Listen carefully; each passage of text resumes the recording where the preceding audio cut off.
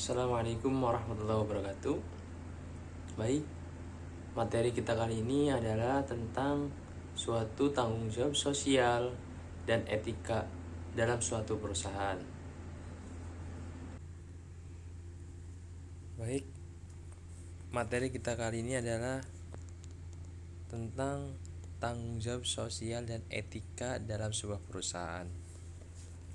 Tanggung jawab sosial perusahaan atau corporate social responsibility adalah suatu konsep bahwa organisasi, khususnya perusahaan, memiliki berbagai bentuk tanggung jawab terhadap seluruh pemangku kepentingannya, yang antara lain adalah konsumen, karyawan, pemegang saham, komunitas, dan lingkungan dalam segala aspek operasional perusahaan yang mencakup aspek ekonomi, sosial, dan lingkungan.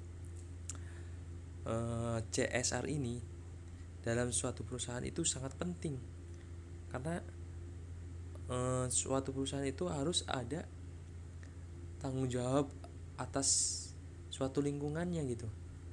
Apa yang didapat suatu lingkungan terhadap suatu perusahaan ini, berpengaruh apa enggak terhadap suatu lingkungan perusahaan yang akan kita buat atau yang akan kita dirikan gitu.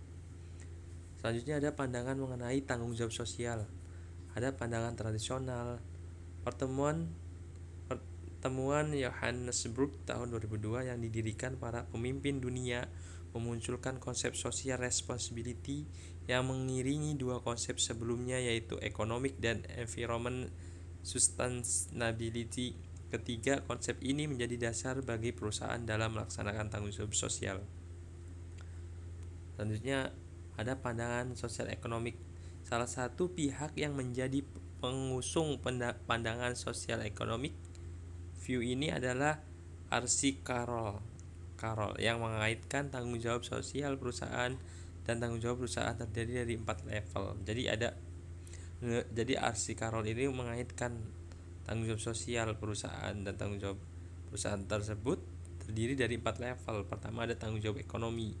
Jadi bagaimana perusahaan bertanggung jawab atas suatu ekonomi. Selanjutnya ada tanggung jawab legal. Jadi tanggung jawab terhadap hukum atau tanggung jawab yang sah gitu, yang tidak berpengaruh atau yang pasti, tanggung jawab yang pasti. Selanjutnya ada tanggung jawab etika. Di etika jadi bertanggung jawab atas segala sesuatu etika dalam suatu perusahaan. Selanjutnya ada tanggung jawab diskresi. Selanjutnya ada manfaat tanggung jawab sosial. Pada dasarnya tanggung jawab sosial akan memberikan manfaat dalam jangka panjang bagi semua pihak. Pertama, manfaat bagi perusahaan itu sudah pasti ya. Jadi manfaat bagi perusahaan itu sangat penting dari suatu tanggung jawab sosial. Selanjutnya ada manfaat bagi masyarakat. Apa sih manfaat dari perusahaan ini untuk masyarakat gitu. Selanjutnya ada manfaat bagi pemerintah. Di sini ada etika dalam bisnis. Etika manajer ada standar berlaku yang memandu manajer dalam pekerjaan mereka. Artinya manajer itu tidak asal mengambil keputusan, jadi ada standarnya tersendiri untuk mengambil keputusan. Ricky W. Griffin dalam bukunya yang berjudul Bisnis mengklasifikasikan etika manajerial ke dalam tiga kategori. Pertama, perilaku terhadap karyawan.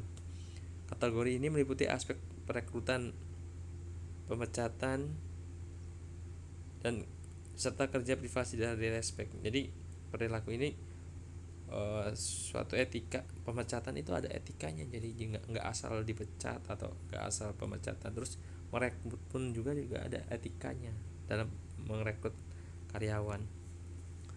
Selanjutnya ada perilaku terhadap organisasi. Permasalahan etika juga terjadi dalam hubungan pekerjaan dengan organisasi.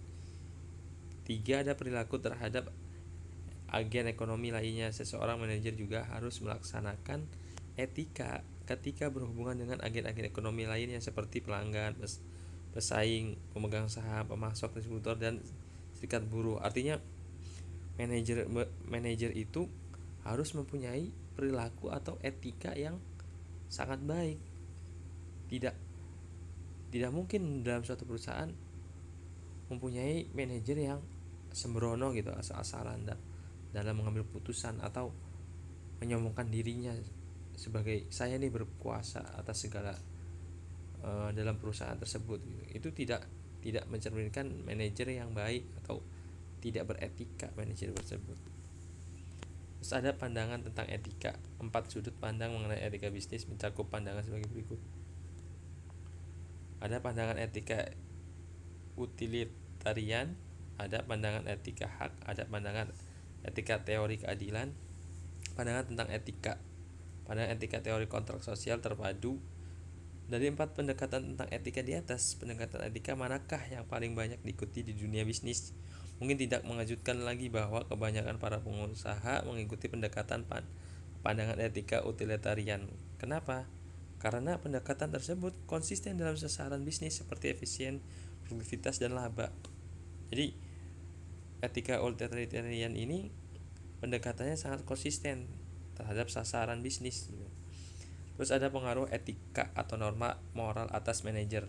Putusan dan tindakan para manajer dipengaruhi oleh nilai-nilai dan norma-norma buruk baik yang dianutnya.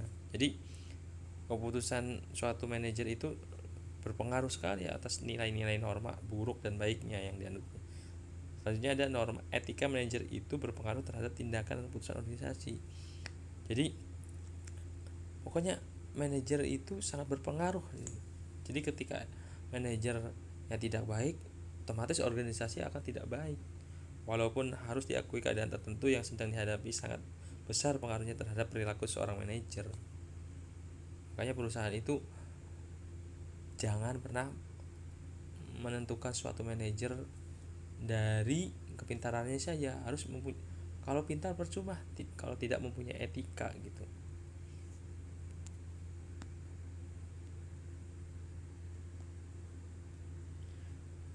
Mungkin itu saja materi tentang tanggung jawab sosial dan etika dalam sebuah perusahaan. Semoga bermanfaat.